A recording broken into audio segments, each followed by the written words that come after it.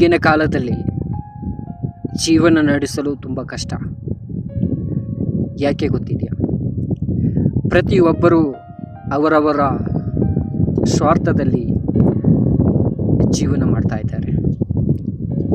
ಯಾರಿಗೂ ಯಾರನ್ನು ಯಾವತ್ತೂ ನೋಡಲ್ಲ. ಅವರ ಕಷ್ಟ, ಅವರ ಸುಖ, ಅವರ ನೆಮ್ಮದಿ ಮಾತ್ರ ಅವರು ನೋಡ್ತಾರೆ. ಆದರೆ ಬಡ ಜನರು ಅಥವಾ ಮಿಡ್ಲ್ ಕ್ಲಾಸ್ ಏನಿದ್ದಾರೆ ಅವರಿಗೆ ತುಂಬ ಕಷ್ಟ ಆಗುತ್ತೆ. ಅವರು ಹಾಗೆಲ್ಲ ಜೀವನ ನಡೆಸಬೇಕು ಅಂತ ಆಲೋಚನೆ ಮಾಡಿಕೊಂಡು ಎಷ್ಟೋ ಮಂದಿಯ ಮುಂದೆ ಹೋಗಿ ಕೈ ಚಾಚುವಂತಹ ಕೆಲಸ, ಯಾರನ್ನು ಯಾವತ್ತೂ ದೂಷಣೆ ಮಾಡಿ ಏನೂ ಪ್ರಯೋಜನ ಇಲ್ಲ. ಅವರು ನೋಡಲಿಲ್ಲ, ಇವರು ನೋಡಲಿಲ್ಲ, ಇವರು ಕೊಡಲಿಲ್ಲ, ಇವರು ಮಾಡಿಲ್ಲ ಅಂತ. ಪ್ರಪಂಚ ಹಾಗೆ, ಯಾರನ್ನು ಸುಮ್ಮನೆ ಬಿಡಲ್ಲ. ಅಷ್ಟು ಈಸಿ ಅನ್ನಲ್ಲ ಈ ಲೋಕ.